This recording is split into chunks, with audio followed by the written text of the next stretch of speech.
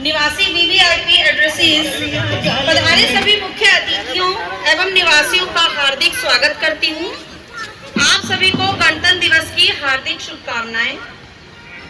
शुभकामनाएं इसलिए भी बनती हैं कि हमने कई सौ वर्षों की स्वतंत्रता और संघर्ष के पश्चात यह अनमोल आजादी प्राप्त की है और स्वयं का संविधान स्थापित किया है। यह आजादी और अपनी पसंद से जीने का अधिकार हमें सदैव प्राप्त होता रहे, ऐसी हम सभी की कामना है। न पूछो जमाने से कि क्या हमारी कहानी है, न पूछो जमाने से कि क्या हमारी कहानी है। हमारी पहचान तो सिर्फ यही है कि हम हिंदुस्तानी हैं। सर्वप्रथम हमारे इस कार्यक्रम में जो अतिथिगण हैं, मैं उनका परिचय कराना चाहूंगी। श्रीमान माया प्रकाश त्यागी जी, आप वरिष्ठ समाज सेवी हैं। आर्य समाज की अखिल भारतीय कार्यकारिणी में आप अनेक दायित्वों पर रहते आए हैं और आज भी आर्य सभा में अपना पूर्ण योगदान दे रहे हैं।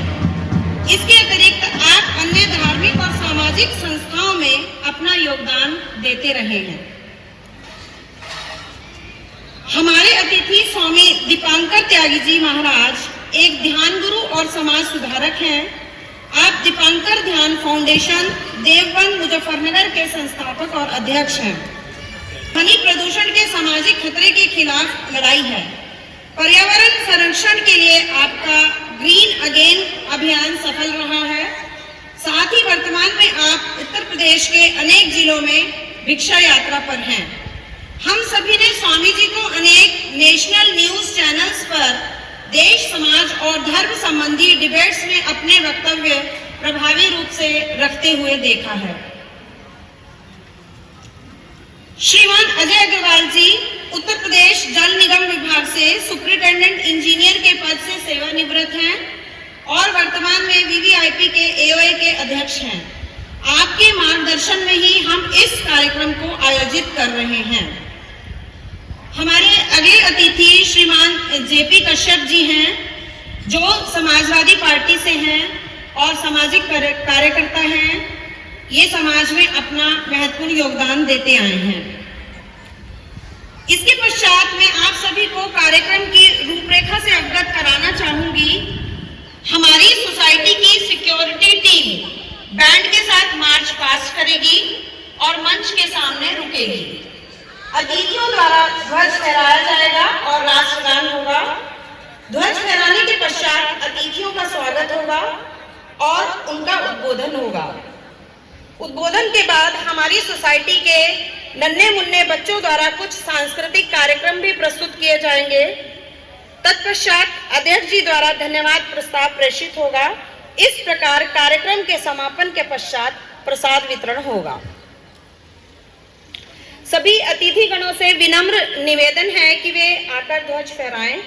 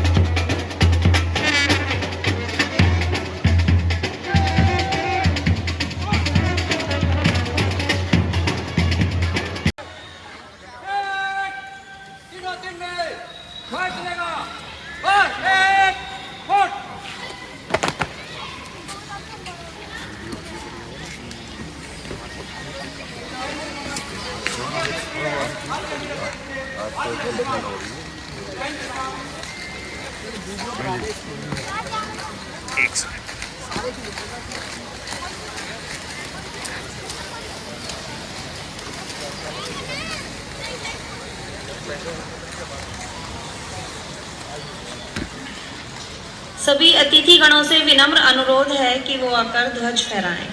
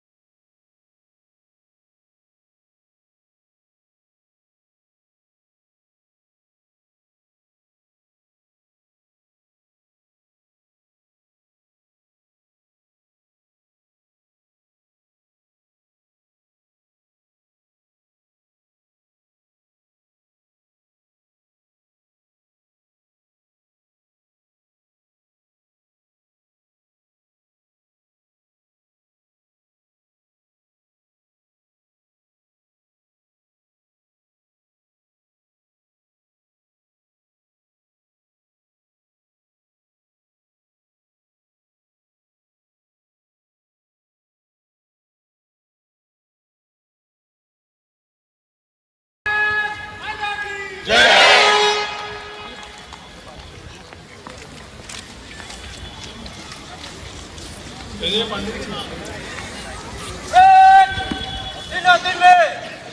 चलेगा।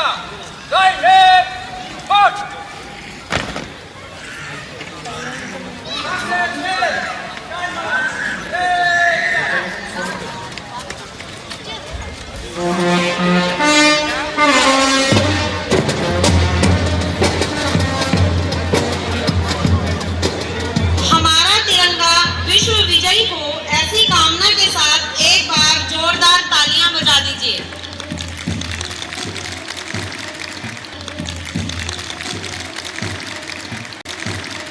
बहुत बहुत धन्यवाद।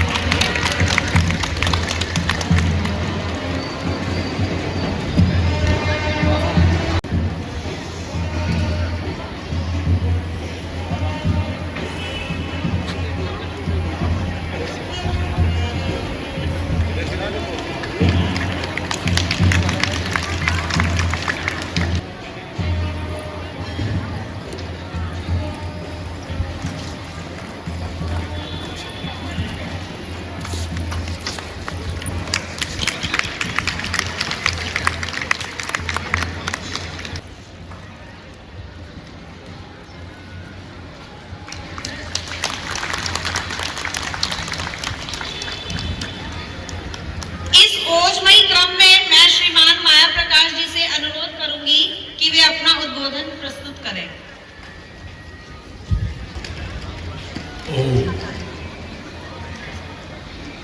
उपस्थित महानुभाव, बड़े हर्ष का विषय है। आज हमारा भारत देश अपनी 74वां गणतंत्र दिवस मना रहा है। आज के दिन से ठीक 74 वर्ष पहले स्थापित हुआ था। पहले ही हमारा देश विदेशियों के पदाकांत था। ब्रिटिश गवर्नमेंट एक प्रकार से हमारी मालिक होती थी और हम उसके दास थे, गुलाम थे। लेकिन देश के शहीदों ने अपना खून प्रदान करके इस देश को आजाद कराया और हमें स्वतंत्रता मिली। वो तो 15 अगस्त 1947 को मिली थी।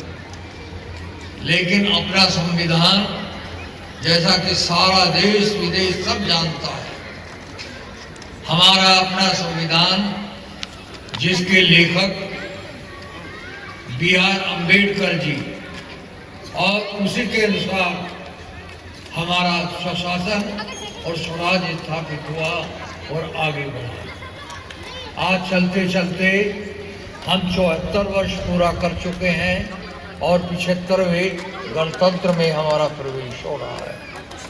तो बड़ी प्रसन्नता की बात है, जहां भारत की राजधानी दिल्ली के अंदर बड़ा महोत्सव मनाया जा रहा है, और VVIP वालों का भी कम नहीं है। मैं बता दूं, संख्या तो कम होगी क्योंकि वहाँ भारतवर्ष के लोग एकत्र हैं और कुछ विदेश से भी आए।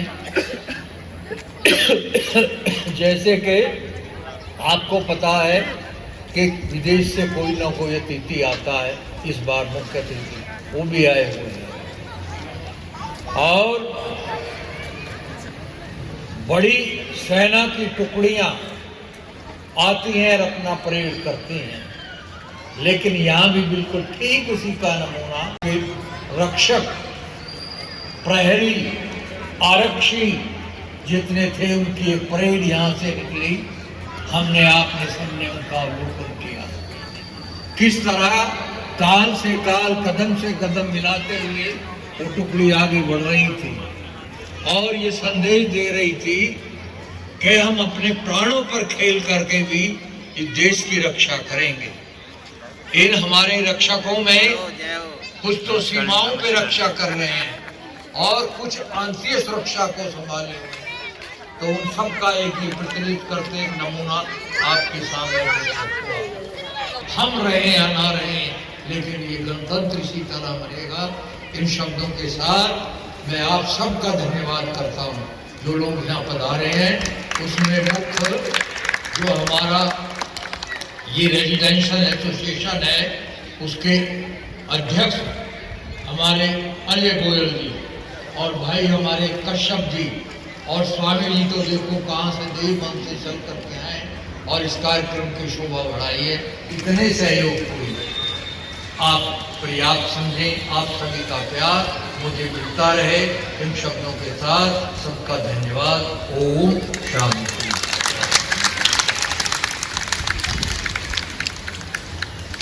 अब स्वामी जी दीपांकर जी से अनुरोध है कि वे हमारा मार्गदर्शन करें।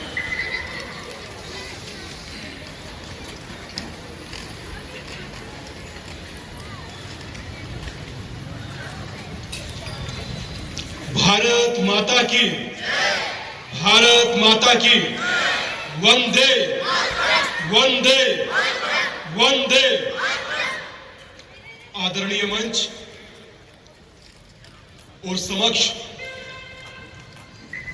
गण और तंत्र, वो गणतंत्र जो समक्ष बैठता है तो इस बात का एहसास कराता है कि भले ही 74वां गणतंत्र हो परंतु है युवा, भले ही 74वां गणतंत्र हो मगर है ऊर्जावान। मुझे एक पंक्ति याद आती है कि भगीरथ बनकर मैं लाया था अपने मन की गंगे को और सबकी आंखें तकती मुझको मेरी तके तिरंगे को। तो ये तिरंगा हमेशा यूं ही शान से लहराता रहे। हर व्यक्ति का कर्तव्य इसी प्रकार निर्वहन होता रहे। हम सब एक परिवार की तरह रहें और उन लोगों के बारे में भी जरूर सोचें जो -20 में, -25 में, -35 में सिर्फ इसीलिए खड़े हैं कि यहां पर हम लोग गणतंत्र बना पाए। हमेशा उनको याद रखा जाए। कैप्टन विक्रम बत्रा से लेकर मेजर आसाराम त्यागी तक, वीर शिवाजी से लेकर महाराणा प्रताप तक, जब भी चर्चा चलती है तो चर्चा राष्ट्र की हो जाती है और जब चर्चा राष्ट्र की होती है तब कास्ट पीछे रह जाती है। तो मैं समझता हूं कि एक होकर, एक परिवार होकर अपने इस भारत को, अपने इस राष्ट्र को, अपने इस तिरंगे को सहेज कर, संजो कर, ममत्व के साथ रखा जाए, क्योंकि शायद मुझे लगता है कि मात्र मेरी धरती है जिसे मां कहा जाता है। इस देश में या दुनिया में बहुत कम ऐसी धरती है जिन्हें मदरलैंड कहा जाता है। आप सोचिए कि चाहे लाहौर हो और चाहे मंगोलिया, परसों तरसों पढ़ रहे थे तो एक बड़ा ऐतिहासिक रोचक तथ्य सामने आया। क्या ये त्रिशूल और श्रृंगी का अर्थ क्या है? तो इतिहासकार और कुछ मंगोलियन कहते हैं कि हम लोग तेंदुलियन हैं। तेंदुलियन कुछ नहीं होता, तंत्र का अपभ्रंश तेंदुलियन होता है। इसीलिए आज भी वहां शिवा का त्रिशूल वहां लगा होता है। त्रिशूल अर्थात त्रिगुणात्मक, तिरंगे में रंग अर्थात त्रिगुणात्मक, हम लोगों की शक्ति अर्थात त्रिगुणात्मक। और जब यह त्रिगुणात्मक एक होता है तब भारत बन जाता है। और ऐसा भारत बन जाता है, ऐसा भारत बन जाता है जिसे जिया जाता है।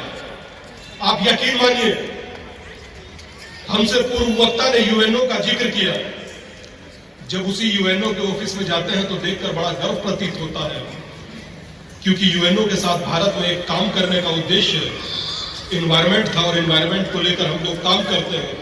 तिरंगे में एक रंग ग्रीन भी है कि हम लोगों की हरियाली यूं ही बनी रहे। मगर मैं एक बात आपसे कहना चाहता हूं, जो संचालन करता है उन्होंने एक यात्रा का जिक्र किया, वो है भिक्षा यात्रा। कहीं जाऊं और भिक्षा ना मांगू तो ये तो बनता नहीं। एक सन्यासी होने के नाते भिक्षा मांगना और आज के दिन भिक्षा मांगना मुझे लगता है मेरा सौभाग्य भी होगा और मेरे कर्तव्य का निर्वाह भी। पर आप यकीन मानिए, वो भिक्षा दाल, आटा, चीनी, चावल की नहीं है, वो भिक्षा पैसे की भी नहीं है, वो भिक्षा है जातियों में बटा हुआ मेरा समाज एक हो, हिंदू होकर रहे, भारतीय होकर रहे, सनातनी होकर रहे। क्योंकि मुझे आज भी, अब से कुछ दिन पहले विवेकानंद जी की जयंती गई, मुझे आज भी विवेकानंद जी के वो शब्द याद है जब शिकागो से लौटे और लौटकर जब भारत की धरती पर उतरे, तो भारत की धरती पर जब लेटकर प्रणाम किए तो किसी ने पूछा कि ये क्या कर रहे हैं? बोले बाहर से आया हूं, अपनी धरती से, पृथ्वी से, इसकी रज से अपने आप को स्नान कराना चाहता हूं। उसके बाद उनका जो पहला शब्द था वो शब्द था कि मुझे गर्व है हिंदू होने पर, मुझे गर्व हिंदू होने पर। तो कभी कभी उस गर्व को हमेशा अपने हृदय में संजोकर रखना चाहिए। आप सोचिए कि आपसे पहले आदि गुरु शंकराचार्य, जिन्होंने 4 पीठ की स्थापना की, पूर्व पश्चिम उत्तर दक्षिण जोड़ने का प्रयत्न किया कि मेरा सनातन बटे नहीं, एक होकर रहे। स्वामी विवेकानंद जी ने प्रयत्न किया कि गर्व से कहो, गर्व से कहो, गर्व से कहो। स्वामी श्रद्धानंद सरस्वती ने प्रयत्न किया कि सबको जोड़ा जाए, एक होकर रहा जाए, और जब एक परिवार होकर रहा जाता है तो इसी प्रकार गणतंत्र पर तिरंगा शान से लहराता है और अपने आप से एक बात जरूर कहता है कि मैं रहूं या ना रहूं, भारत ये रहना चाहिए। और बात जो दिल में हो, बात जो दिल में हो वो खुलकर कहना चाहिए, मैं रहूं या ना रहूं, भारत ये रहना चाहिए। सोसाइटी का माननीय अध्यक्ष जी का, कश्यप जी का, हालांकि मैं जाति के नाम से बुलाता नहीं हूं, मैं फिर भी साहब को कहूंगा आदरणीय का, तो मेरा आप सबसे इतना ही प्रार्थना है, क्योंकि वो जो भिक्षा यात्रा है वो जातियों में विभाजित सनातन को एक करने की है, तो मैं जाति संबोधित शब्दों का इस्तेमाल वर्तमान नहीं करता। आज 66 दिन हो गए इस यात्रा को करते करते। ये देवबंद के सहारनपुर से शुरू हुई थी और ये गाजियाबाद, मेरठ, मुजफ्फरनगर, धामपुर, देश की राजधानी दिल्ली होते होते वर्तमान गाजियाबाद में चल रही है। तो आप सबको बहुत बहुत साधुवाद, आप सबको बहुत बहुत नमस्कार, प्रणाम, सत श्री अकाल। बस इसी प्रार्थना के साथ कि एक होकर रहिए, परिवार होकर रहिए। और वीवीआईपी में आकर यकीन मानिए मदन भाई, मुझे भी लगता है कि मैं अपने परिवार में हूं, मुझे नहीं लगता मैं कहीं गैर जगह हूं। नमस्कार। भारत माता की, भारत माता की, वंदे वंदे वंदे। यही ऊर्जा के साथ, इसी एनर्जी के साथ संचालित कीजिए। नमस्कार। कश्यप जी से कि वो भी कुछ शब्द कहें। सम्मानित मंच और इज्जत के काबिल सभी मेरे वीवीआईपी के निवासियों, आप सभी को 74वें गणतंत्र दिवस की हार्दिक शुभकामनाएं। ये सौभाग्य है हमारा कि जिन स्वामी जी को मैं टीवी पर अक्सर डिबेट में देखता रहता था, आज उनके साथ बैठने का भी मुझे सौभाग्य प्राप्त हुआ है। इसके लिए मैं आपका आभारी हूँ। आज वास्तव में बहुत ही आनंद का ये उत्सव है। आज़ादी का अमृत काल तो हम मना ही रहे हैं और गणतंत्र दिवस का भी 74वां आज हमने ये मनाया है। अभी स्वामी जी ने जो है शुरुआत के संबोधन में जिन लोगों के पराक्रम से हम लोग यहाँ आराम की नींद सोते हैं, उनमें एक नाम लिया कैप्टन विक्रम बत्रा जी का। मैं उनके श्री चरणों में नमन करते हुए स्वामी जी आपको बताता हूँ कि कैप्टन विक्रम बत्रा जी को तो हमने अपने दिल में बसा रखा है। वीवीआईपी में एक जगह पर उनका जो है पूरा सम्मान के साथ हमने जो है एक चित्र बनवा के यहाँ पे रखा हुआ है। सभी लोग उसको वहाँ से निकलते हैं तो उनको नमन भी करते हैं। चाहे मेरी राजनीतिक विचारधारा कुछ भी रही हो, लेकिन उस आंदोलन का भागीदार मैं भी रहा हूँ। राम जन्मभूमि का जो आंदोलन शुरू हुआ इस देश में, इस देश की दिशा और दशा दोनों उसने बदल दी। और हम अपने आप को सौभाग्यशाली मानते हैं कि इन 74 वर्ष के लंबे सफर में हमने जो एक प्रण लिया था, उस राम मंदिर का निर्माण हमने कर दिया, जिसका भव्य उद्घाटन बहुत जल्दी होने वाला है।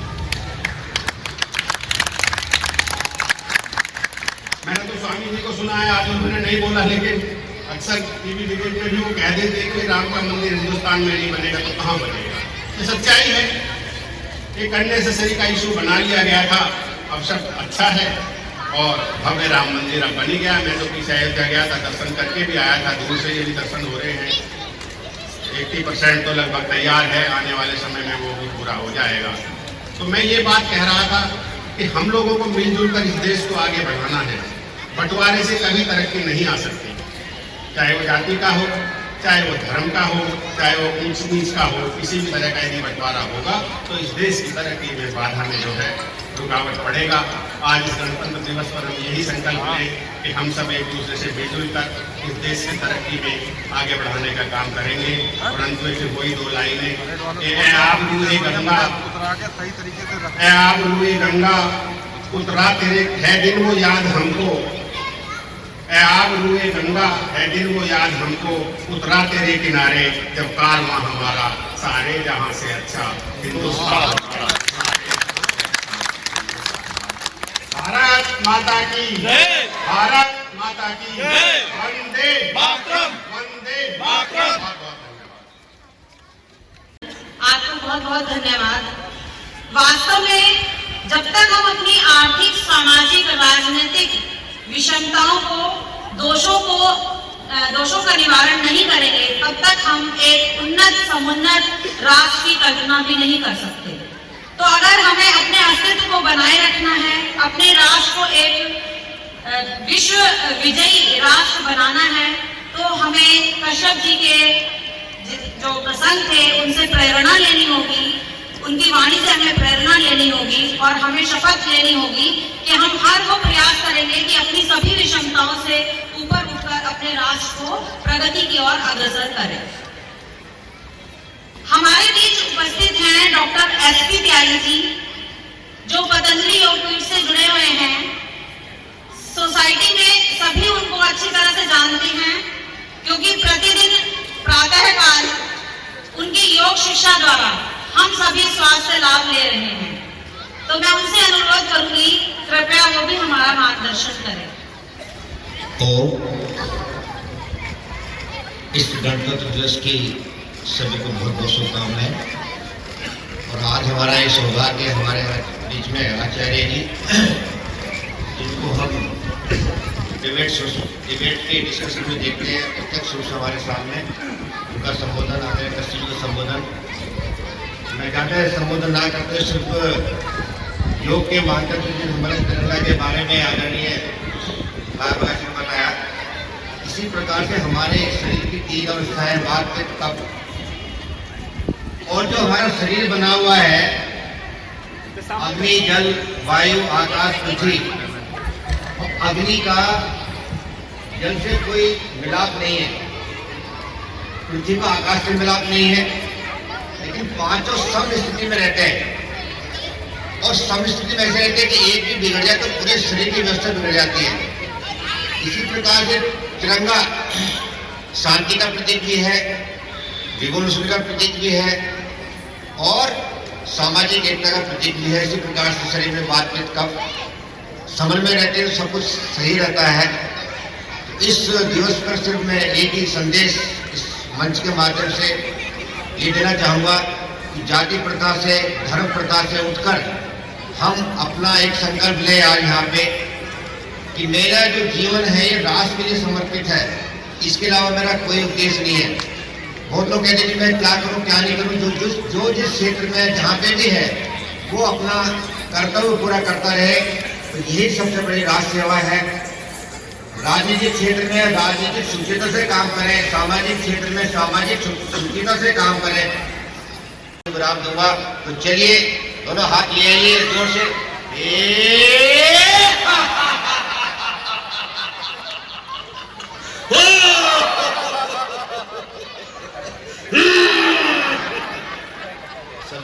चाहता हूँ। धन्यवाद संचालिका महोदया। सर्वप्रथम मैं सभी वीवीआईपी वासियों को और पधारे हुए अतिथियों को गणतंत्र दिवस की हार्दिक शुभकामनाएं देता हूं। बड़े ही प्रभावकारी, प्रभावशाली और सार्थक विचार आपके समक्ष आए, उससे मेरे मन में भी एक उत्कंठा उत्पन्न हुई। मैं भी दो शब्द आपके सामने कहूं। आपके राष्ट्रीय झंडे के बारे में बहुत कुछ कहा गया, मैं भी दो शब्द कहना चाहता हूं।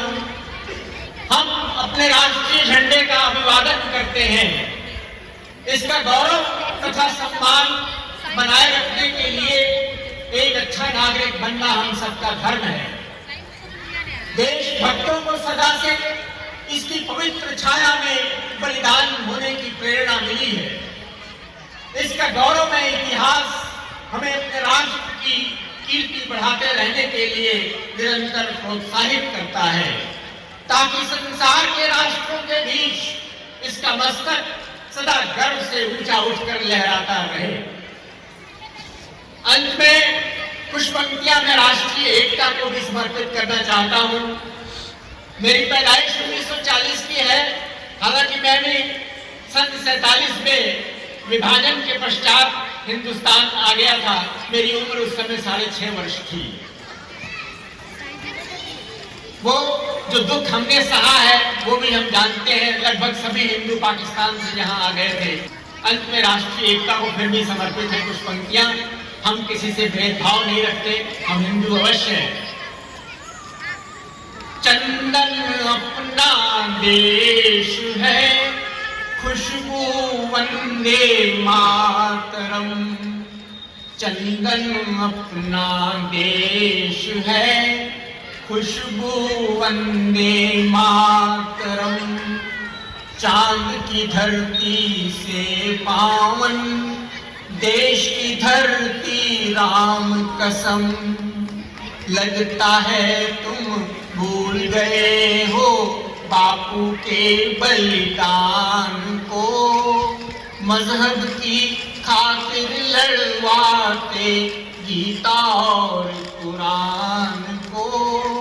ये है धरोहर नेहरू की और है ये अमानत गांधी की। जर्रे जर्रे में गाथा है चरखे वाली खादी की। अमन व हिंसा के हाथों में आखिर क्यों तलवार है। बंद करो ये खून खराबा, वक्त की याद पुकार है। वतन परस्ती की शबनम से धो डालो अंगारों को। बात तो जब है कर दो दफन तुम चुन चुन के गद्दारों को। नफरत के रिश्तों को भूलो, प्यार का बेहतर नाता है। खून बहाना कहीं किसी का मजहब कहाँ सिखाता है। सबकी रगों में लाल लहू है, सब में एक सी जान है। हिंदू मरे या मरे मुसलमान, मरता हिंदुस्तान है। बंटवारों में और न बांटो माँ के तिरंगे निशान को। मंदिर मस्जिद में मत बांटो अल्लाह और भगवान को। चंदन अपना देश है, खुशबू वंदे मातरम। एक बार पुनः आप सबको हार्दिक शुभकामनाएं। धन्यवाद।